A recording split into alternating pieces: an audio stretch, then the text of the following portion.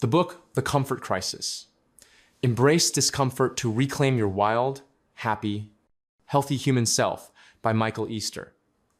The content in the prompt is a summary of his work and philosophy on scarcity mindset, explores why modern people living in an age of abundance constantly feel a lack of money, time, experiences. The author, drawing on neuroscience and psychology, shows how marketing, social media, and evolutionary brain mechanisms create a chronic sense of scarcity, driving us into an endless chase. Through scientific data and real-life examples, the book explains how to break free from this trap and restructure one's thinking into a philosophy of sufficiency.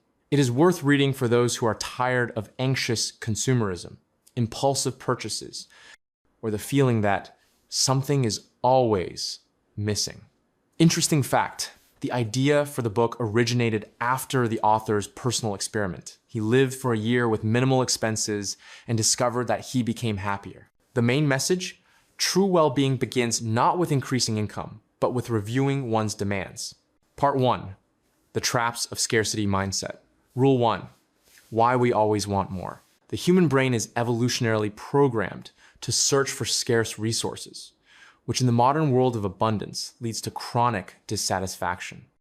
The awareness of sufficiency technique suggests daily logging 3 existing blessings, shifting the focus from what is lacking to what is present. For example, a buyer suffering from shopping addiction starts keeping a gratitude journal for items already purchased. After a month, spontaneous purchases are reduced by 40%. Our insatiable thirst for more is a biological program that can be reprogrammed. Rule 2.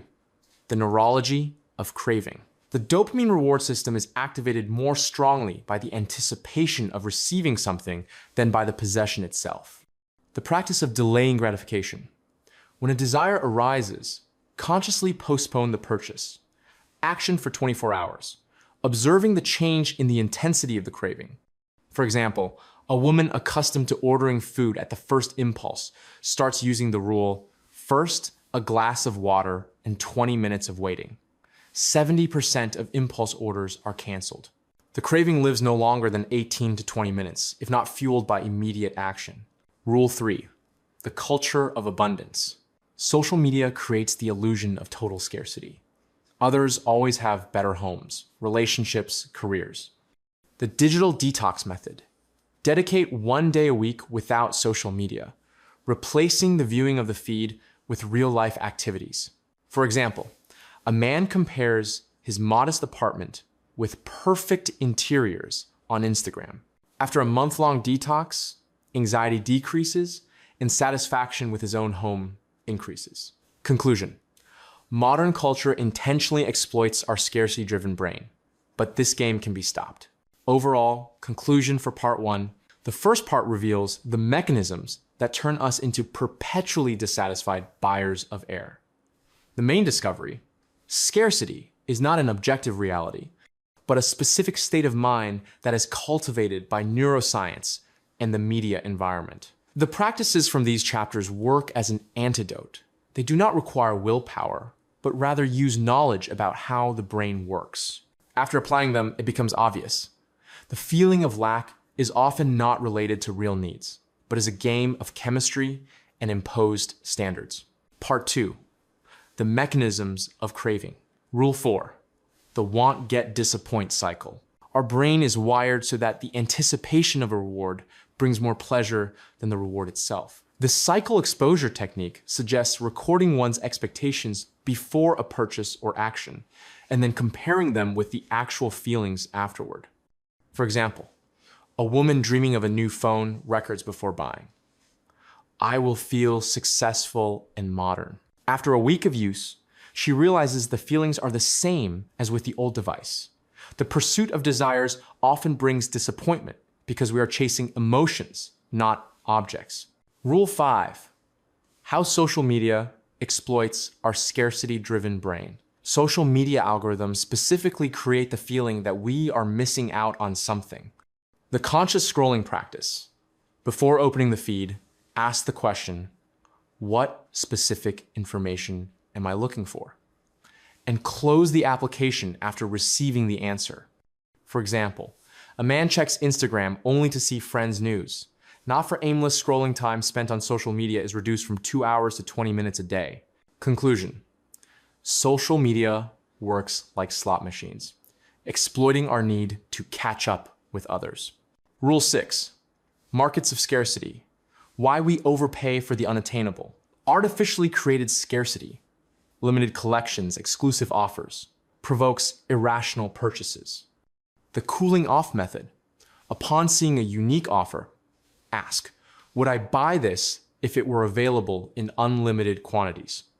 For example, seeing the last 2 copies of a book, a woman realizes she would not buy it under normal circumstances and saves her money. The true value of things does not depend on their availability. Overall conclusion for part 2. These chapters show how the modern world turns our biological survival mechanisms into tools for manipulation. The main insight: a craving for something is rarely related to real needs. It is more often the result of skillful exploitation of our weak spots. The described techniques work as an antidote, helping to recognize manipulation and reclaim control over one's decisions. After this part, it becomes clear. The feeling of urgency and scarcity is not your emotion, but someone else's marketing calculation. Part 3, Epiphanies. Rule 7, from scarcity to sufficiency. The paradigm shift requires moving from a mindset of lack to an awareness of abundance. The sufficiency journal technique helps daily log moments of satisfying basic needs: food, shelter, human connection.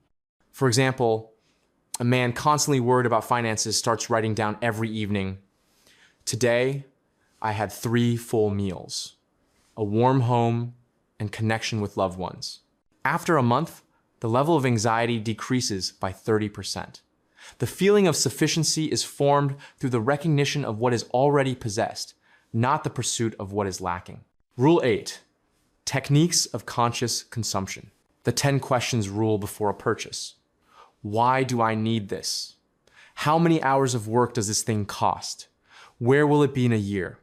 And others. This practice creates a pause between impulse and action. For example, before buying a 5th pair of sneakers, a woman answers the questions and realizes there is no real need, and the money is better saved for travel. Conscious spending brings more satisfaction than impulsive spending. Rule 9, how to create psychological abundance. The mental contrasting method. Imagine both the positive and negative consequences of realizing a desire. This helps distinguish true needs from imposed ones. For example, dreaming of an expensive car.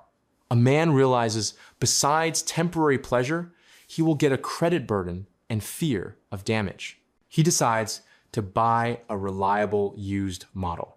Psychological abundance is a state where desires match real needs. Overall conclusion for part 3. These chapters offer concrete tools for the transition from a scarcity mindset to conscious sufficiency. The main principle: change occurs not through prohibitions, but through the development of a new perception.